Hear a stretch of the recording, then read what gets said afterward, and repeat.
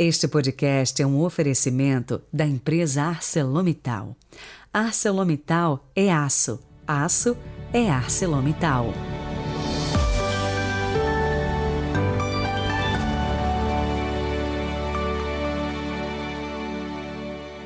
Louvado seja nosso Senhor Jesus Cristo, para sempre seja louvado. Hoje, quinta-feira, 20 de outubro de 2022. Guarda esta frase no seu coração. Jesus veio nos trazer a paz, mas Ele não nos deixa em paz. Rezemos.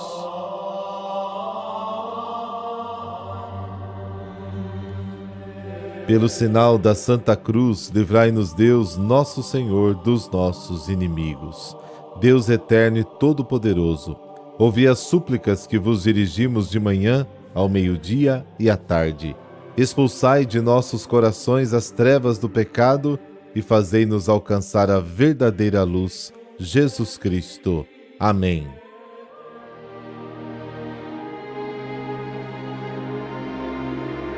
Lucas, capítulo 12, versículos de 49 a 53. O Senhor esteja convosco, Ele está no meio de nós. Proclamação do Evangelho de Jesus Cristo segundo Lucas. Glória a vós, Senhor. Naquele tempo disse Jesus a seus discípulos: Eu vim para lançar fogo sobre a terra, e como gostaria que já estivesse aceso. Devo receber um batismo, e como estou ansioso até que isso se cumpra. Vós pensais que eu vim trazer a paz sobre a terra? Pelo contrário, eu vos digo, vim trazer divisão.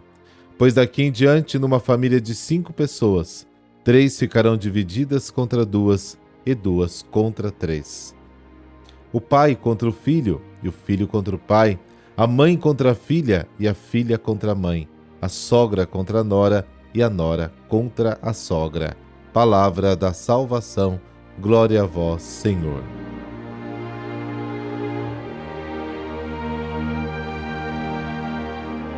O Evangelho de hoje nos dá algumas frases de Jesus. A primeira, que fala do fogo sobre a terra, está somente em Lucas. Os outros 3 têm frases mais ou menos paralelas em Mateus.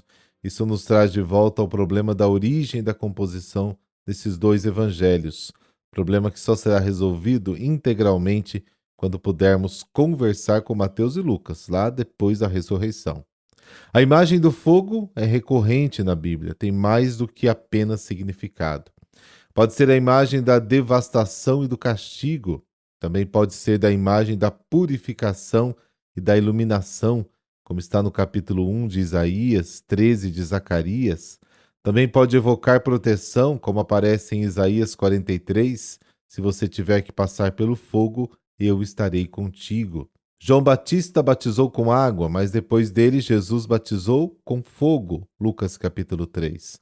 Aqui a imagem do fogo está associada à ação do Espírito Santo, que desce no dia de Pentecostes sobre a imagem das línguas de fogo, Atos capítulo 2.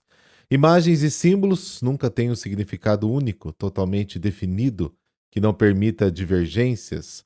Neste caso, não seria nem uma imagem nem um símbolo. É próprio do símbolo provocar a imaginação dos ouvintes e espectadores. Ao deixar os ouvintes livres, a imagem do fogo combinada com a imagem do batismo indica a direção em que Jesus quer que as pessoas voltem sua imaginação. O batismo está associado à água e é sempre a expressão de um compromisso.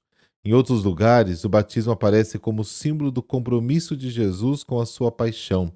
Você pode ser batizado com o batismo com que eu serei batizado? Marcos capítulo 10. Jesus fala sempre de paz. Mateus 5, Marcos 9, Lucas 1, 19, 24, João 14, 16, 20 e por aí vai. Então, como entender a frase do Evangelho de hoje que parece dizer o contrário? Pensais que vim trazer paz à terra? Não, digo-vos, vim trazer a divisão.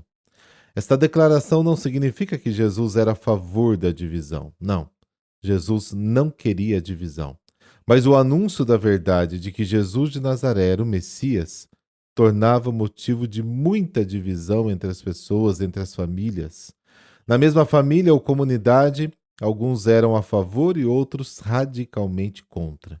Nesse sentido, a Boa Nova de Jesus era realmente uma fonte de divisão, um sinal de contradição. Lucas capítulo 2.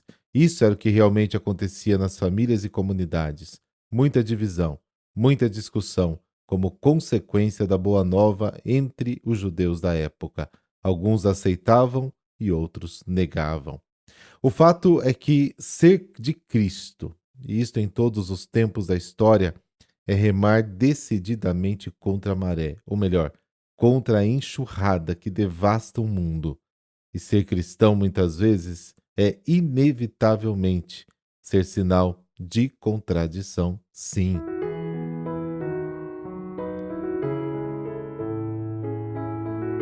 Santa Maria Bertila Boscardin.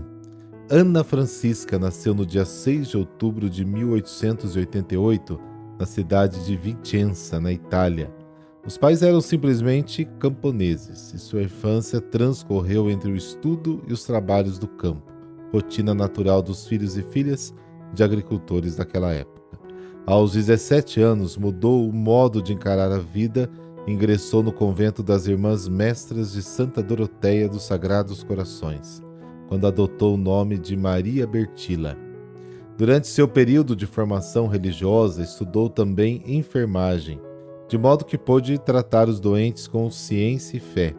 Teve uma existência de união com Deus no silêncio, no trabalho, na oração e na obediência. Tinha apenas 22 anos de idade quando teve que enfrentar em seu próprio corpo a marca de um tumor. Logo foi operada e antes que pudesse se recuperar totalmente, já estava aos pés dos seus doentes outra vez. Não descansava nunca, mesmo diante das humilhações pessoais que precisava enfrentar. Naquela época estourou a Primeira Guerra Mundial e Irmã Maria Bertila surpreendeu com sua incansável disposição e solidariedade de religiosa e enfermeira no tratamento dos feridos de guerra. Porém, sua doença se agravou e aos 34 anos sofreu a segunda cirurgia. Não resistiu e morreu no dia 20 de outubro de 1922. Ó Deus, Pai todo misericórdia, ao recordarmos a memória de Santa Maria Bertila, nós os pedimos que, seguindo seus passos na caminhada rumo ao reino definitivo, possamos nos dedicar sempre mais no serviço generoso à sua Igreja, na pessoa dos nossos irmãos mais abandonados e necessitados. Por Cristo nosso Senhor. Amém. Abençoe-vos o Deus Todo-Poderoso, Pai, Filho, Espírito Santo. Amém. Excelente quinta. Até amanhã.